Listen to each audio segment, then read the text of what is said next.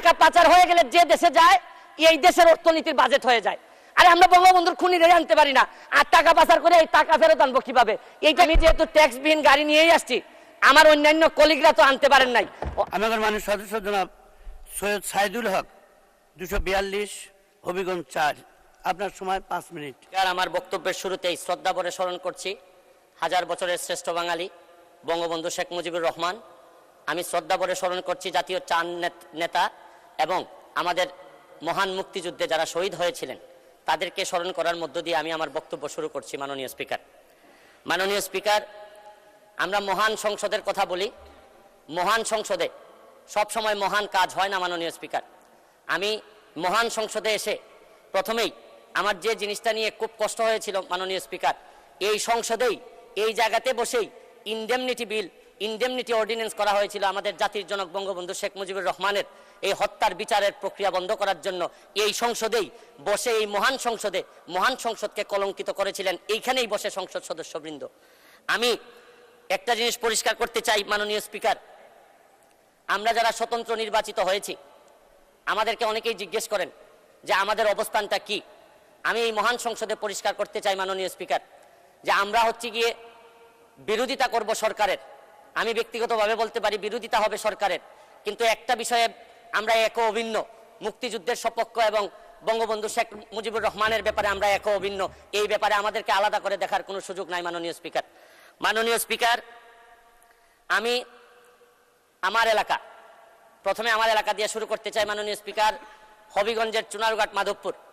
আমি দুঃখের সাথে বলতে চাই মাননীয় স্পিকার, বাংলাদেশের বিভিন্ন জায়গায় বঙ্গবন্ধুর নামে বিভিন্নভাবে স্থাপনা তৈরি হয়েছে, বড় বড় স্থাপনা, কিন্তু আমার এলাকায় এত দীর্ঘদিন যাবৎ আওয়ামী লীগ ক্ষমতায় থাকার পরেও এখন পর্যন্ত বঙ্গবন্ধু বা তার পরিবারের নামে একটা বড় স্থাপনাও তৈরি করা হয় নাই মাননীয় স্পিকার।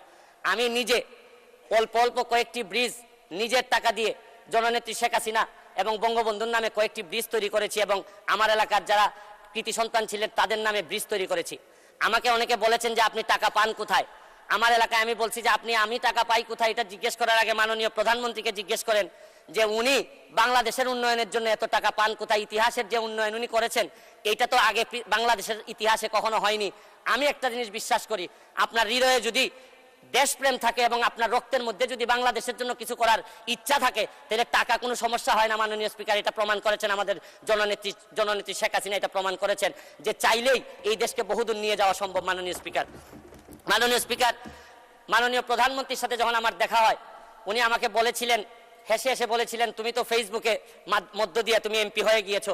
আমি একটা জিনিস পরিষ্কার করতে চাই আজকে মাননীয় স্পিকার, যে আমি ফেসবুককে ব্যবহার করে হয়েছি, কিন্তু একটা জিনিস, বাংলাদেশটাকে যিনি ডিজিটাল বাংলাদেশে রূপান্তরিত করেছেন আর এইটার প্রোডাক্ট হচ্ছে গিয়ে আপনার ফেসবুক, এই ডিজিটাল বাংলাদেশ এবং স্মার্ট বাংলাদেশ যিনি তৈরি করেছেন এই বিবেচনা যদি আপনি করেন, কারণ ডিজিটাল বাংলাদেশ না করলে আমি ফেসবুকে 7 মিলিয়ন ফলোয়ার তৈরি করতে পারতাম না, তাহলে এই বিবেচনায় আপনি বলতেই পারেন যে আমি ফেসবুকের এমপি ঠিকই, কিন্তু আমাকে যিনি ফসল হিসাবে তুলেছেন এটা জননেত্রী শেখ হাসিনা আমাকে ফসল হিসাবে তুলেছেন মাননীয় স্পিকার।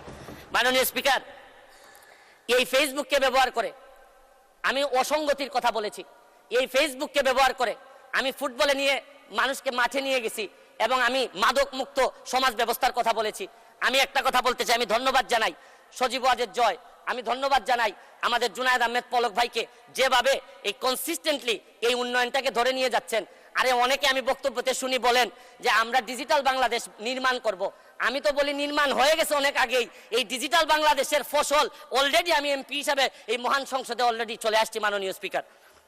মাননীয় স্পিকার, আমি আরেকটা জিনিস আপনাদেরকে বলতে চাই, অনেকেই বলেন যে স্বাধীনতার সপক্ষের সরকার থাকলে কি হয় আর স্বাধীনতার বিপক্ষের সরকার থাকলে কি হয়, বা সমালোচনা করা সাজে না এদের।